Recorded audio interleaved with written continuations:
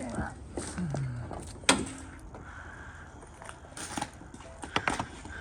right. Are we rolling? Yeah. All right.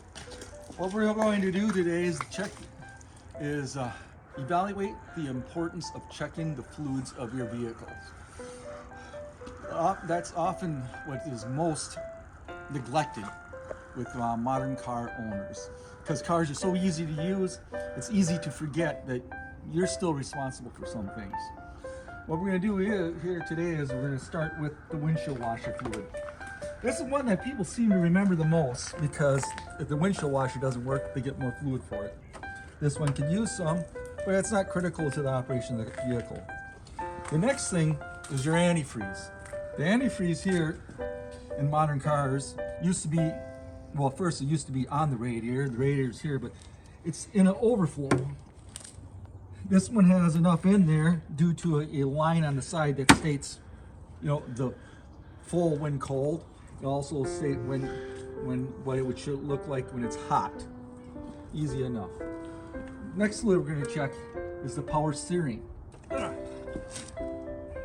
Oh, that's the radiator right there. Here's the power steering. Power steering is just what it says. It's a fluid, and it has a little dipstick on there, and a lot of these indicators on most vehicles will indicate where it should be, such as this. It has some hash marks, and it has a thing that says add. If the fluid is in there, you're good. Often, if you have to replace fluids often, it means you probably have a leak, and you'll see that on your vehicle. But that one's okay? This one's okay. Now, we're going over to the brake fluid. This is over up here. Do not confuse brake fluid in any other fluid. Or especially power steering fluid. If you put it in there, you're going to destroy your brakes. Vice versa. They are different fluids. They may look the same. They are definitely different. Well, you put any other fluid in there, you'd destroy the brakes. Yeah, you'd be better off with water. You can at least get the water out. Don't put water. How can you tell if that's full or not? Oh, yes. There's the indications on the side here. You can see there'll be a line if they're transparent. If it wasn't transparent, if it was all metal, there'd be a line on the inside of the metal. This one, I can tell it's okay, even though it's difficult on camera to see.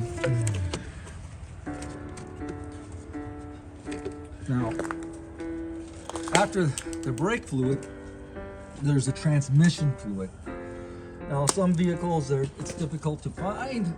I thought you said it was this one. What was this one? No, that was just for your radiator. That was where you can put radiator fluid in. Now we're checking the transmission fluid. The transmission fluid has a very long dipstick. And this one, we can see there's fluid on it. It looks a little dark, but it is up to the right mark. Oftentimes the manufacturer will recommend how to check your transmission fluid. In this one, it's actually written on the dipsticks. Check in park, engine, idling, vehicle level, trans hot must be in crosshatch area. We already checked it when it was hot, and don't need to start it, but this is for demonstration. This had enough in it. It looks a little dark. It may be something that you want to change. The transmission fluid too, if you had to add, you'd actually have to put it in the hole the stick comes from. But if you're adding transmission fluid, chances are you have a leak, and you would see that underneath your vehicle. That's why generally you get a flush instead of just changing fluid. Correct. You normally get a flush if you see it dark. Now here we come to the big one. So you're saying this one might be due for a flush? That one might be due for a flush as well. Now, the big one, the thing that people miss the most on their modern vehicles is the oil. You think it would be obvious, but no. The oil in this vehicle, it's obvious where it's at. There's a cap that's labeled with the type of oil. It's the indicator stick. Now, what people will do is they have an oil indicator light in their vehicle. They'll think, well, I'm good. I'll wait till it comes on. If that light's coming on, it's too late. You're already a few quarts short, and you are causing damage to your engine. The way this works is that it's a hydraulic pump. It pumps the oil through your engine, gets it to the top of the cylinders, and washes around the pistons.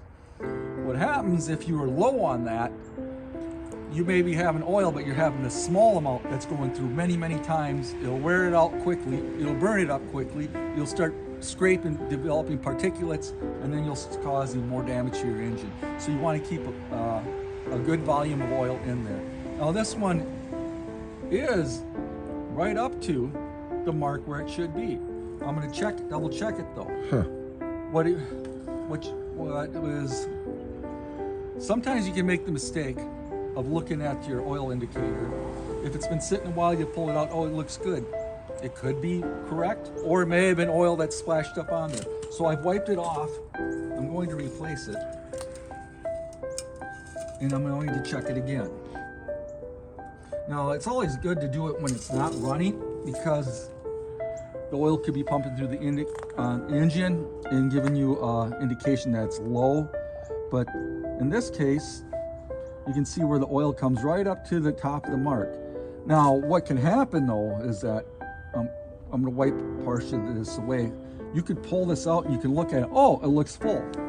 That could be deceiving, because if I had just pulled this out and only thought it was full, but I flipped it around and it's all the way down there on the other side, that means there was not enough oil to go up all the way around, and the oil that you'd see here just got rubbed off on the inside of the tube.